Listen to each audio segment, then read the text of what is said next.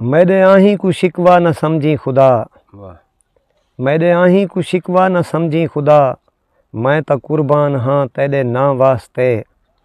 चिट्टे अखी जडा बुख तू मरदे डिठम, अपनी औकात विसरिया हाँ तह वास्ते।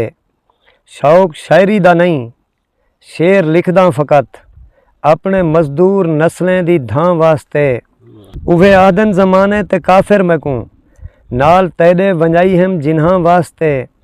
तू तां नीतें को खालिक सफ़ा जान दे, केरे कितना इथां सच सुचेंदे वदन।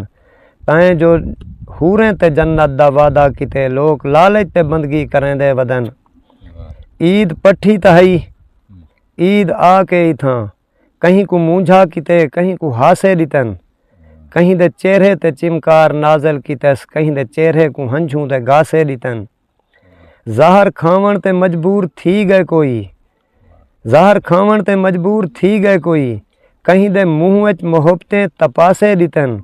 उवे मासूम माँ दो तकेंदे खड़न, रात सारी जकूं माँ दिलासे दितन। उवे मासूम माँ दो तकेंदे खड़न, रात सारी जकूं माँ दिलासे दितन। ईद एंझी को असां चकरने दसा, जाए गरीबें को दर्दें दे फल देवणन।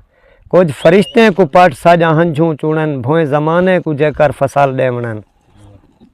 रिज़्क तैदा वसी है मने ना मगर, लोग रोटी दे भोरे लो लोंधे खड़न।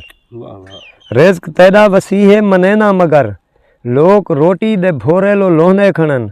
अल्लाह सैयां जरा देख धरती उते, प्यू दा चोला पकड़ बाल रोंदे खड़न। तोड़े पता है कातिल दी कोई छूट नहीं, वाल भी अंदर दे अरमान कोंधे खड़न।